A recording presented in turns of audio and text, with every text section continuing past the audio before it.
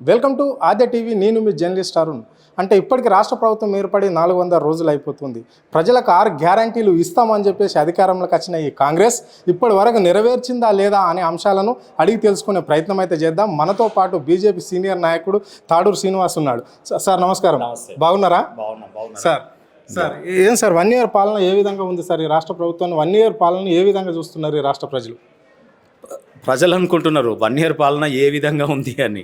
So మీకు తెలుసు 6 గ్యారంటీలు. ఆ రోజు కాంగ్రెస్ పార్టీని ఎవరు నమ్మరని ప్రజలలో ఏ రకమైన మోసం అంటే గ్యారంటీ కార్డులు ఎవరో ప్రైవేట్ కంపెనీ వాళ్ళు ఏదైనా స్కీమ్ని డిజైన్ చేస్తే వాళ్ళని నమ్మకపోతే ఒక వారంటీ కార్డు ఇచ్చినట్టు, ఒక వస్తువు తయారు చేస్తే నమ్మరని చెప్పి దాంతోపాటు ఒక గ్యారంటీ కార్డు ఇచ్చినట్టు, ఆ రకంగా కాంగ్రెస్ పార్టీ కూడా ఒక వస్తువు నమ్మితే ఎట్లయితే వారంటీ కార్డులు ఇస్తారో అట్లా కాంగ్రెస్ పార్టీ ఇచ్చుకొని ప్రజల దగ్గరికి పోయింది. అది ఎందుకు అంటే అప్పటికి ప్రజలలో విశ్వాసం లేదు కాబట్టి, సో ఆ నమ్మించడానికి ఒక కాగితం రూపంలో వాళ్ళు ఇవ్వడం జరిగింది. దాన్ని ప్రజలందరూ లామినేషన్ చేసుకొని ఇళ్లలో పెట్టుకున్నారు. పాపం ఆ వారంటీ కార్డు పట్టుకొని ఇప్పుడు అధికారుల దగ్గరికి పోతే ఇదేం కార్డే, ఇది గవర్నమెంట్ ఇచ్చింది కాదు, ఇది అప్పుడు కాంగ్రెస్ పార్టీ ఇచ్చింది, ఇది మీకు పనికిరాదు అని చెప్పేసరికి వాళ్ళు బెంబేలు ఎత్తిపోతున్నారు. ఒకవేళ నువ్వు ఇచ్చిన గ్యారంటీ కార్డుల మీదనే నువ్వు స్కీములను ఇయ్యదలుస్తే ఈరోజు అవి కాకుండా మళ్ళీ ఎందుకు సర్వే చేస్తున్నావు, ఎందుకు గ్రామ సభలు పెడుతున్నావు, ఎందుకు మళ్ళీ లైన్లు కట్టిస్తున్నావు? ఎండలనక వాననక చలనక కూలినాలి 300 500 కూల్లోకి పోయేటోళ్ళు ఇవ్వాలి 7:30 అంటే ఎంఆర్ఓ దగ్గర లైను, అధికారుల దగ్గర లైను, కలెక్టర్ దగ్గర లైను. ఈ రకంగా ఎక్కడ చూడు ప్రజల్ని ఎక్కడ పోయినంటే ఇళ్ళల్లో ఉన్నోళ్ళు సరే ఏది గంజో గట్టుకనో తినేటోళ్ళు ఇవాళ రోడ్ల మీద పడి లైన్లు కట్టి ఆఫీసుల చుట్టూ తిరిగేటట్టు తయారు చేసింది. ఇది 1 ఇయర్ పాలన. 1 ఇయర్లో 4 రకాల సర్వేల. మొన్ననేమో సమగ్ర కుల సర్వే అంటే వాళ్ళు అన్ని రికార్డ్స్ తీసుకుంటేవి. మరి అది వచ్చిన తర్వాత మళ్ళీ ఇవాళ ఇవన్నీ ఎందుకు, గ్రామ సభలు ఎందుకు, ఈ లైన్లు ఎందుకు? మళ్ళీ అంతకుముందు రాగానే పథకాలు ఇవ్వడానికి ఏది మన మహిళలకి 2500 ఇస్తా అంటివి, మళ్ళా స్కూల్కి పోయి అమ్మాయిలకు మోపెడ్ ఇస్తా అంటివి, కరెంటు బిల్లులు మాఫ్ అంటివి, కొత్త రేషన్ కార్డులు ఇస్తా అంటివి. ఇవన్నిటి గురించే లైన్ కట్టమన్నామని ఆ రోజు లైన్ కట్టే ఆ రోజు ఏమైనాయి అవన్నీ? ఆ రోజు రోడ్ల మీద పడ్డాయి, మీరే చూపిస్తారు కదా మీడియాలో, మీ ఆద్యాలో కూడా అవన్నీ వేసిరు కదా. జిహెచ్ఎంసీ కాగితాలు తీసుకుపోయేటప్పుడు కింద పడ్డాయి, ఇది సర్వే తూతుంబాల సర్వేనా మంచి సర్వేనా అని. సో ఈ రకంగా వీళ్ళు చెప్తే కూడా నమ్మరని రేవంత్ రెడ్డి గారు అమెరికా వేదికగా ఒక జర్నలిస్ట్ మిత్రుడు మరి అడిగిన ప్రశ్నకి ఆ రోజు ఏమన్నారు? ప్రజల్ని మేము మోసం చేస్తేనే మాకు ఓట్లు వేస్తున్నారు, ఏం చేయాలన్నాయా ప్రజలు అట్లా తయారైనప్పుడు మరి మేము గట్లనే తయారు కావాలని అన్నావు. అది ఉంది, మీకు కావాలంటే నేను బయట చూస్తా, జర్నలిస్ట్ పేరు చెప్తా. అంటే ఇప్పుడు ప్రజలను మోసం చేయడానికి గ్రామ సభల అంటే నిశ్చితమైన పేదవాళ్లకు ఇండ్లు కావచ్చు, రేషన్ కార్డులు కావచ్చు అని ప్రభుత్వం ఇవ్వాలని అనుకుంటలేదా? మోసం చేయడానికేనా మరి ఇవన్నీ సభలు సమావేశాలు? ఇప్పుడు ఇది మోసం కాకపోతే ప్రజలు మీరు ఎక్కడన్నా పోండి, ప్రజల్ని పాపం ఎన్ని ఇబ్బందులు పడుతున్నారు ఈరోజు 1 ఇయర్లో. వచ్చి నుంచి నువ్వేమో విహారయాత్రలు మంచిగా కోట్ వేసుకుంటున్నావు, సూట్ వేసుకుంటున్నావు, బూట్ వేసుకుంటున్నావు, స్విట్జర్లాండ్, సింగపూరు, దావోస్కి వెళ్ళి అన్ని 1,00,000 కోట్ల రూపాయలు అంటున్నావు. వాళ్ళు చేసిన వాళ్ళందరూ కూడా మన దగ్గర అవైలబుల్ ఉంటారు. నువ్వు ఒక్క ఫోన్ కాల్ కొడితే ఇలా మెగారాడా లేకపోతే ఇంకోటి ఏదో రూట్స్ ఏదో కంపెనీ వాళ్ళు రారా, లేకపోతే అదానీ దొరకడా ఇండియాలో, నీకు ఇంకా వేరే వాళ్ళు దొరకరా? ఎవరు దొరకరు? అన్నీ ఇండియన్ బేస్డ్ కంపెనీలని ఆడిపోయి అగ్రిమెంట్ చేసుకొని నువ్వు విదేశాల పొట్టి తిరుగుతా ఉన్నావు, హానీమూన్ లాగా తిరుగుతూ ఉన్నావు. ఈడనేమో ప్రజలు ఏడ తిరుగుతున్నారు? రోడ్ల మీద ఆఫీసుల చుట్టూ వీళ్ళు తిరుగుతున్నారు. నువ్వు గాలి మోటార్లో తిరగబడితే ప్రజలు నేల మీద లైన్లు కట్టే. ఇది పరిపాలన ఆగం అస్తవ్యస్తం. అంటే ముఖ్యమంత్రి అంటున్నాడు అంటే బీఆర్ఎస్ ప్రభుత్వము 9 ఏళ్ళు ఈ రాష్ట్రాన్ని పాలించింది, ఆ చెయ్యని విధంగా మేము చేసినాము అంటే బీఆర్ఎస్ ప్రభుత్వము వెనకకి తీసుకుపోయింది తెలంగాణను, మేము మాత్రం ముందుకు తీసుకొచ్చినాం, అందుకే మేము విజయ ఉత్సవాలు అంటే ప్రజా ఉత్సవాలు ఈ రాష్ట్రంలో నెరవేరుస్తున్నాము అని చెప్పేసి సీఎం అంటున్నాడు. దీన్ని ఎట్లా చూడాలి? ఇప్పుడు నీకు ఒలింపిక్స్ రింగులో ఉరికేటప్పుడు కొద్ది దూరం ఉరికిన తర్వాత ఇంకో ప్లేయర్ ఇంకోరికి అందిస్తారు ఆ రిబ్బన్, మళ్ళీ అది పట్టుకొని ఉరకాలి. అప్పుడు కదా నీది 5 ఏళ్ల తర్వాత నీ విజయమా నీది అపజయమా అనేది 5 ఏళ్ల తర్వాత ప్రజలు వేస్తారు మార్కులు. నీ ప్రోగ్రెస్ రిపోర్ట్, నీ ఫైనల్ ఎగ్జామ్ 5 ఏళ్ళకి జరుగుతుంది. ఇప్పుడు ఈ యూనిట్ టెస్ట్లోనే ఫెయిల్ అయినావు కదా నువ్వు 1 ఇయర్లోనే. 1 ఇయర్లో ఏమవుతుందంటే ఒక ప్రభుత్వం యొక్క దిక్సూచి, ప్రభుత్వం యొక్క చూపు, ప్రభుత్వం యొక్క విధానం ఈ 1 ఇయర్లో నడవడి తెలిసిపోతుంది. మనము అన్నం ఉడికిందా అంటే ఒక మెతుకు చూసినట్టు 5 ఏళ్ల పాలనలో ఒక 1 ఇయర్ది బేరీ చేసుకున్నప్పుడు ఆటోమేటిక్గా ఈ ప్రభుత్వం యొక్క విధానం బయటపడుతుంది. ప్రభుత్వం యొక్క విధానం ఏమీ లేదు. నేను ఇంతకుముందే చెప్పిన, మళ్ళీ చెప్తున్నా, ప్రభుత్వం యొక్క విధానం, వాళ్ళేమో గాలి మోటార్ల చక్కర్లు, ప్రజలేమో రోడ్ల మీద లైన్లు. ఈ రోజు ఉన్న పరిస్థితి మాత్రం అదే. ఎవరికి కూడా ఈ రోజు ఇందిరమ్మ ఇల్లు అన్న గృహాలు అసలు ఎన్ని కడతావు, నియోజకవర్గానికి ఎన్ని చేస్తావు, ఎంతమంది ఉన్నారు, నీ దగ్గర డాటా ఉందా? ఇల్లు లేని నిరుపేదల సంఖ్య చెప్పవు ఈ రోజు వరకు. వాళ్ళకి ఇవ్వాలనుకుంటే నీ దగ్గర బడ్జెట్ కేటాయింపు ఎంత చేసినావో చెప్పవు. బడ్జెట్ కేటాయింపు ఎంతనో చెప్పకుండా, నువ్వు ఎన్ని ఇల్లు కడతావో చెప్పకుండా, ప్రజలు మాత్రం మేము అప్లై చేస్తే చాలు ఇల్లు వస్తుంది అన్నట్టు పాపం అందరు పోయి ఆడ అప్లికేషన్లు పెడతా ఉన్నారు. ఎంత యాతనండి. అంటే ఇప్పుడు ఒక్కొక్కటి మేము ఎన్నికల మేనిఫెస్టోలో పెట్టంది కూడా మేము నెరవేర్చాం. అంటే రైతులకు ఏకకాలంలో 2 లక్షల రుణమాఫీ చేస్తున్నాము అని చెప్పాము, తప్పకుండా చేసినాం. అంటే ఈ దేశంలోనే ఏ ప్రభుత్వం చేయలేదు, ఓన్లీ కాంగ్రెస్ ప్రభుత్వమే తెలంగాణలో చేసిన ఘనత కాంగ్రెస్ది. రైతులకు అందరికీ రుణమాఫీ అయింది అని చెప్పేసి ముఖ్యమంత్రి అంటున్నాడు.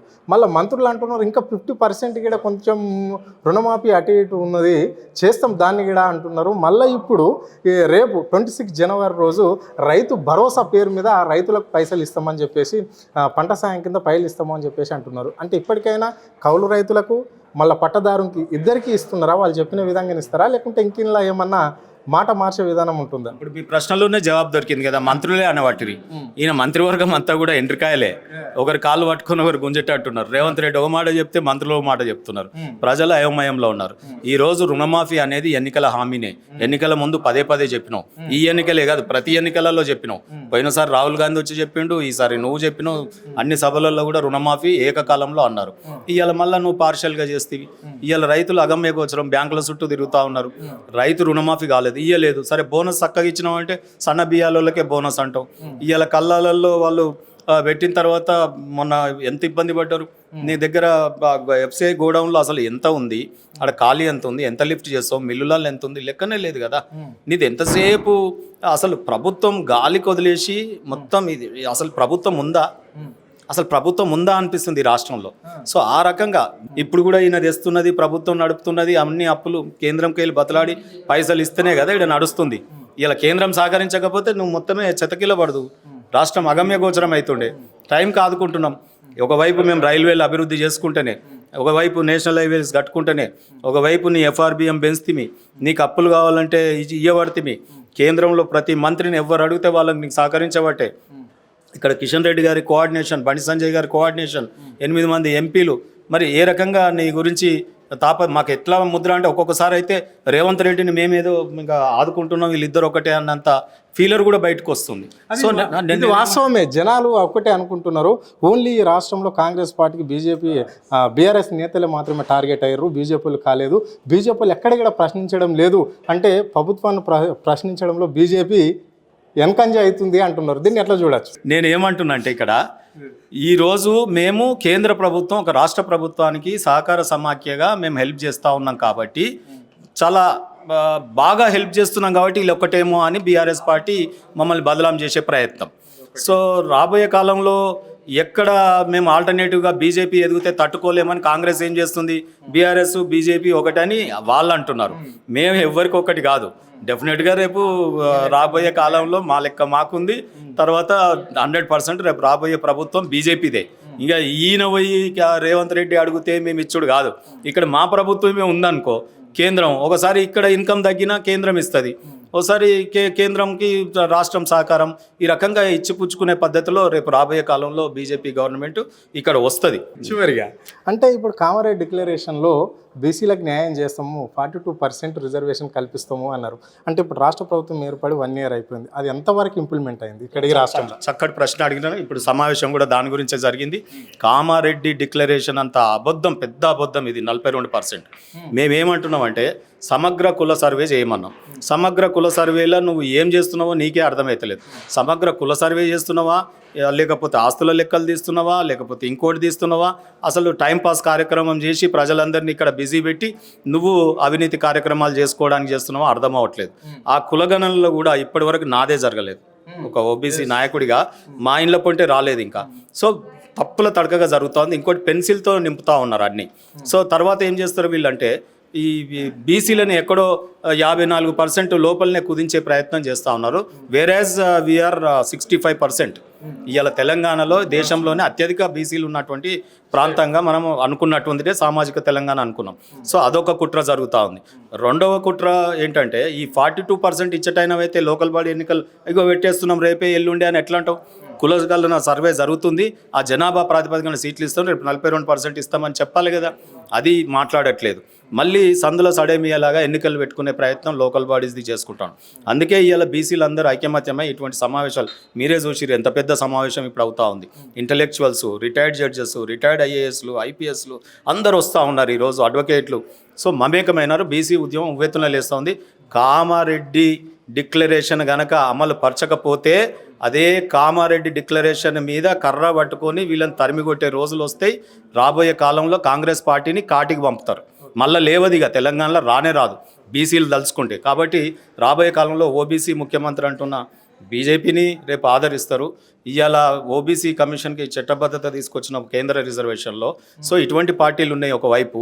సో ఈ రకంగా చేస్తున్నటువంటి పార్టీలని కానీ బీసీ సంఘాలు లేవనెత్తుతున్నటువంటి అంశాలను కానీ నువ్వు అడ్రస్ చేయకపోతే కాంగ్రెస్ పార్టీ కాలగర్భంలో కలిసిపోతుంది. ఇచ్చిన 6 గ్యారంటీలు అమలు చేయకుండానే ఇక్కడ ప్రజలను మోసం చేస్తున్నాడు. 42% రిజర్వేషన్ అని చెప్పేసి కామారెడ్డి డిక్లరేషన్లో కాంగ్రెస్ ఇంప్లిమెంట్ చేస్తామని చెప్పి ఇక్కడ బిసిలంగిడ మోసం చేస్తున్నది. మళ్ళీ ఓట్ల కోసం వస్తే మాత్రము రేవంత్ రెడ్డి సర్కార్కు తప్పదు అని చెప్తున్నాడు. ఓటమి పాలు తప్పదని చెప్పేసి ఆయన స్పష్టంగా చెప్పడం అనేది జరిగింది. కెమెరా పర్సన్ శ్రవంత్, అరుణ్, ఆద్య టీవీ, హైదరాబాద్.